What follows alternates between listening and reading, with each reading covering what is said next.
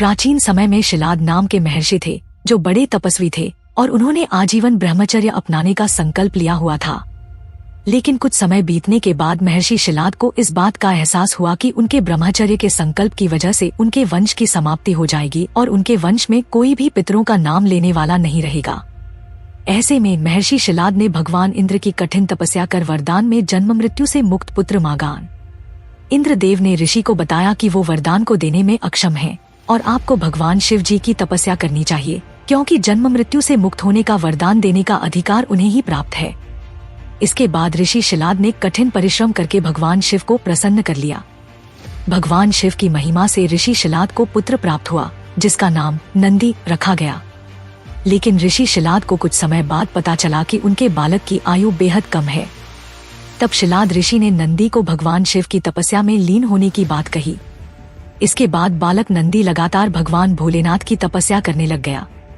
तपस्या में लीन नंदी भगवान शिव से इतना प्रभावित हुआ कि उसने अपना पूरा जीवन भगवान शिव को ही समर्पित कर दिया। भगवान शिव ने भी नंदी को अपने चरणों में स्थान दिया और अपने गणों का अधिनायक नियुक्त कर दिया। इसके साथ ही भगवान ने नंदी को अमर होने का वरदान भी दिया। साथ ही यह भी वरदान दिया कि जब भी भगवान शिव की कोई भी प्रतिमा स्थापित की जाएगी तो उसके सम्मुख नंदी का होना अनिवार्य होगा, वरना वह प्रतिमा अधूरी मानी जाएगी।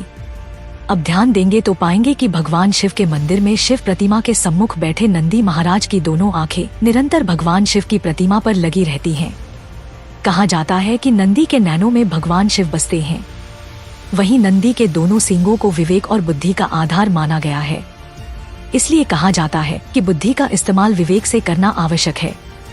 नंदी महाराज के गले में बंधी हुई घंटी यह प्रतीक है कि निरंतर मनुष्य को भगवान का ध्यान करना चाहिए।